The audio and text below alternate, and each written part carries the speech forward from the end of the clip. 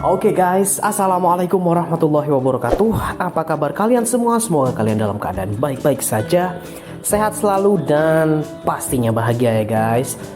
Balik lagi sama gue Aldi di channel YouTube Aldi Ride. Dan pertama-tama gue sorry banget nih guys, karena kalau lo lihat channel gue itu biasanya upload sekitar ya 3-4 hari sekali ya. Pokoknya intinya seminggu tuh ada sekitar 1-2 video lah. Nah cuman gue tiba-tiba rehat sebentar, nggak bikin konten ya, karena ya gue lagi fokus kepada acara keluarga ya, jadi gue nggak bisa bikin konten. Jadi gue sorry banget, gue minta maaf banget. Nah maka dari itu sekarang gue mulai kontennya lagi yang pastinya tentang dunia permotoran guys ya, tentang seluk-beluk knalpot yang ada di ZX25R. Dan mungkin lo semua mungkin heran kali ya, ini kok beli ZX25R tapi kok nggak beli knalpotnya ya. Biasanya kan kalau orang beli ZX25R itu ibaratnya 4 silinder gitu ya kan, sayang banget suaranya itu nggak ditonjolin, suaranya itu nggak dipamerin gitu dengan membeli knalpot aftermarket.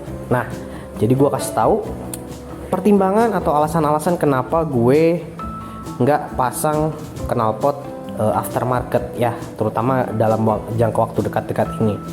Oke, yang pertama adalah it's about cha-ching like money. Ya, jadi gini guys. Ya, yang pastinya kan kalau gue beli barang gitu ya, itu kan mesti harus ada sertifikasi SNI dan ISO guys. Ya, mungkin lo ada yang nangkep ya. Yang gue maksud itu adalah SNI itu sudah nanya istri, ISO itu istri sudah oke. Nah kebetulan kalau dalam kasus gue ini yang udah SNI dan ISO itu baru motornya doang, tapi pernak-pernik lainnya yang mahal-mahal itu gue masih merayu-rayu, cuman belum dapet lah. Gimana pun juga kan gue takut guys, kalau misalnya gue diem-diem tiba-tiba beli, ini tiba-tiba Akrapovic nih mau dipasang, berapa harganya? 19. Yang enggak juga lah, nanti gue takutnya nggak berkah aja gitu guys. Gue takut aja gitu kena karma gitu kan, tiba-tiba kenapa-napa di jalan. Ampun deh, pokoknya gue nunggu persetujuan deh. Dan sebenarnya pertimbangan lainnya adalah yang pertama, gue masih merasa motor gue masih dalam masa inrayan. Jadi gue takut di bagian engine-nya itu kalau gue langsung tiba-tiba ganti knalpot ya terjadi masalah. Jadi gue jelasin seperti ini guys. Jadi pada dasarnya knalpot free flow itu kan ceritanya nih, kalau lo ganti knalpot kan lo pengen ganti knalpot yang free flow ya, knalpot racing. Ya Akrapovic yang di Indonesia juga Akrapovicnya yang free flow guys, jadi nggak ada catalytic converter. Nah kalau kita bandingkan motor ZX25R atau motor apapun biasanya ya, yang keluaran pabrik itu biasanya lo lihat ada catalytic converternya, terus ada silencernya. Jadi bener-bener alirannya itu dihambat banget guys. Jadi untuk mereduksi emisi dari emisi suara, terus dari emisi gas buang juga ya, biar ramah lingkungan. Dan harus memenuhi standar-standar apabila misalkan motor ini nanti mau dijual di Eropa sana, di luar negeri sana, yang harus ada standar internasional seperti Euro 3, Euro 4 atau Euro 5. Nah setahu gua kalau di Indonesia tuh masih Euro 3, jadi makanya Kawasaki ZX25R di Indonesia itu tenaganya lebih tinggi guys daripada Kawasaki yang dijual di Jepang atau bahkan Thailand sana. Nah jadi seperti itu. Jadi lu bayangin, walaupun knalpotnya si ZX25R ini underbelly, tapi dia ngelewatin catalytic converter lah gitu kan untuk disaring udaranya, terus ngelewatin silencer yang rumit banget. Nanti gue kasih tahu skema dari silencer si ZX25R. Pokoknya intinya dari catalytic converter itu pun udaranya masih masuk ke chamber yang paling ujung, nanti pindah ke chamber yang ujungnya lagi, nanti kemana baru akhirnya udara bisa keluar. Jadi pokoknya ribet deh ya, jadi akhirnya banyak udara yang ketahan, nggak plong lah gitu ibaratnya.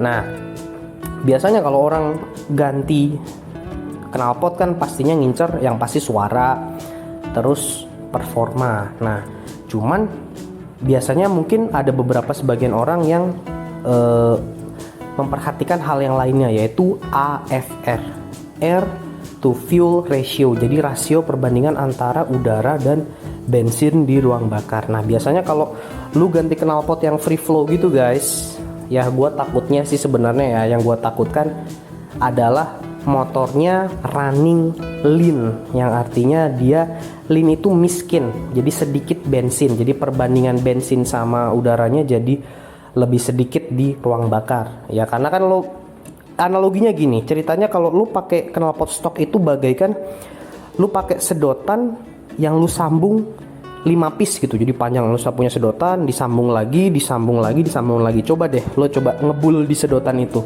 pasti kan berat. Pada saat lo niup sedotannya tuh berat. Tapi kalau lu ganti knalpot nih ceritanya dengan yang free flow, yang nggak banyak liuk-liukannya gitu, yang catalytic converternya nggak ada, terus silencernya juga plong aja, nggak libet-libet gitu.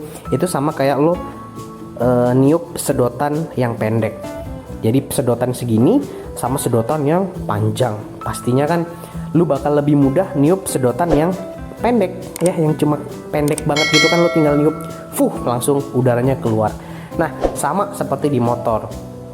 Nah, namun begitu guys, yang gue takutkan ya, selain dari performa dan suaranya ya guys, yang gue takutkan kalau biasanya lo ganti knalpot free flow ya, itu di bagian ruang pembakaran jadi lebih kering karena udara dan bensin itu lebih mudah keluar ke exhaust.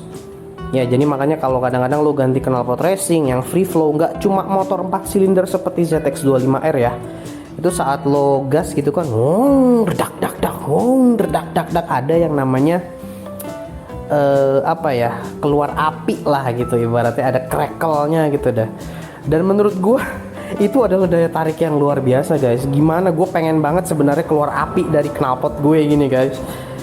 Cuman sebenarnya itu adalah indikasi bahwa di ruang bakar itu terjadi running lean atau running miskin lah, miskin bensin gitu kan. Karena bensin sama udara sisa yang nggak terbakar di dalam ruang bakar itu sangat mudah keluar ke knalpot. Ya, jadi apa kaitannya dengan mesin malah jadi nggak awet gitu?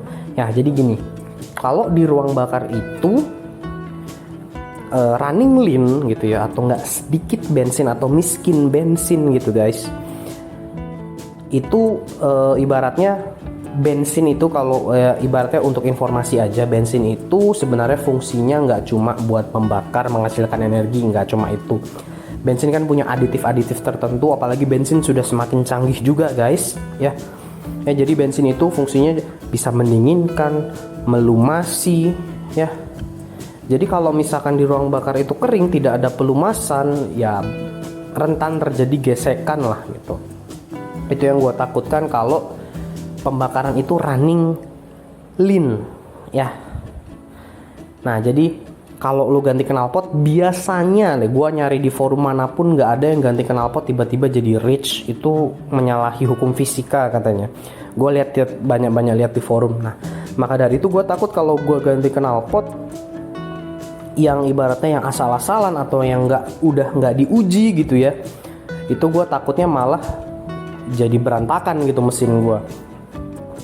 Dan sebenarnya kan mungkin ada beberapa juga yang bilang, lah bang, nggak apa-apa running lean, kan itu ada sensornya, ada O2 sensor. Nah, jadi kan di ZX25R itu ada sensornya tuh, di sebelah situ ada O2 sensornya, dan ada ECU-nya pun juga sudah pintar, udah bisa langsung nambahin debit bensin sendiri atau gimana. Ya, bener. Jadi di situ ada oksigen sensor untuk mengecek keluaran exhaustnya. Misalkan ternyata dideteksi bahwa bensinnya itu kurang, atau enggak misalkan udaranya itu berlebihan, dia bisa ngurangin dan nambahin sendiri ya. Namun begitu, gue lihat di forum-forum, gue lihat baca mengenai artikel mengenai tentang O2 sensor, apakah bisa se-sophisticated itu? Ternyata tidak guys.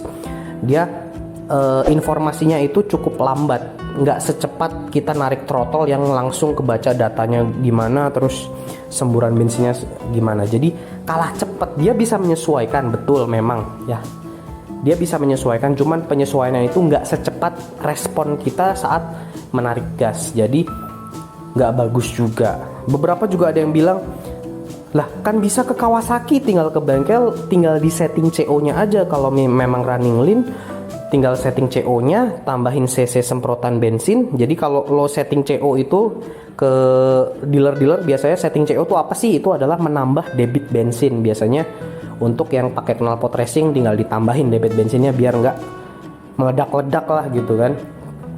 Nah itu memang bisa nambahin debit bensinnya lebih banyak, lebih besar, tapi itu dia nggak lagi-lagi nggak sophisticated banget teknologinya dengan ECU. Makanya itu biasanya kalau lu ganti knalpot racing atau knalpot yang free flow, itu biasanya lu harus melakukan yang namanya remap ECU, atau enggak lu pakai piggyback lah. Mesti harus ada di setting ulang,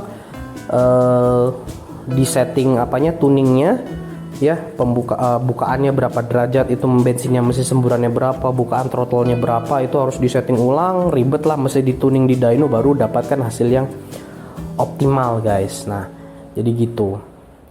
Dan gue sih menyarankan kepada kalian semua, kalau punya motor, kalau memang lo mau ganti ECU-nya, itu lo knalpot apapun mah nggak masalah.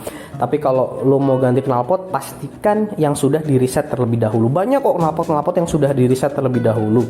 Contoh R9, terus ProSpeed, terus ada lagi tuh SM Sport, ya Sportisi kalau nggak salah, Sportisi. Terus ya pastinya Akrapovic, Yoshimura, dan produk-produk mahal lainnya. Ya, dan pastinya harganya pun nggak semurah seperti knalpot custom yang biasa dijual. Ya walaupun begitu, memang gue lagi searching, gue lagi browsing ada nggak sih produk-produk yang murah gitu, bisa dibuat dengan harga murah tapi dia risetnya juga nggak kalah lah. Terutama yang gue capai dari beli knalpot aftermarket itu adalah AFR-nya sih mesti bagus, air to fuel ratio, supaya ibaratnya worry free lah. Jadi lo nggak perlu khawatir tentang mesin karena AFR-nya pun bagus, masih di angka yang aman lah, ibaratnya 13 sampai 15 kalau nggak salah banding 1. Nah jadi gitu aja guys penjelasan gua tentang kenapa gua kok sampai sekarang masih belum ibaratnya menggunakan knalpot aftermarket lah gitu. Karena gue memang masih dalam tahap riset dan masih milih-milih, apalagi kan ada yang knalpot 41 ya headernya ya, ada yang 421. Nah itu mungkin gue akan jelaskan di konten selanjutnya. BTW kalau di mobil gue udah pakai header itu udah 41 dan 421 pernah gue coba. Nanti mungkin gue akan sedikit ceritain di konten berikutnya. Ini lo liatin ada knalpot mobil gue tuh. Tapi untuk si ZX25R gue belum nih. Nah jadi lo mesti nantiin konten gue selanjutnya nih tentang ngebahas knalpot 41 dan 421. Gue sendiri pun udah pernah ngerasain, tapi di mobil bukan di sini guys. Ya udah kalau gitu guys, thank you banget yang udah nonton. Jangan lupa di like dan jangan lupa untuk subscribe ke channel gue, karena subscribe itu bikin gue semangat buat bikin channel-channel baru pastinya guys. Buat bikin channel baru lagi, buat bikin konten baru pastinya.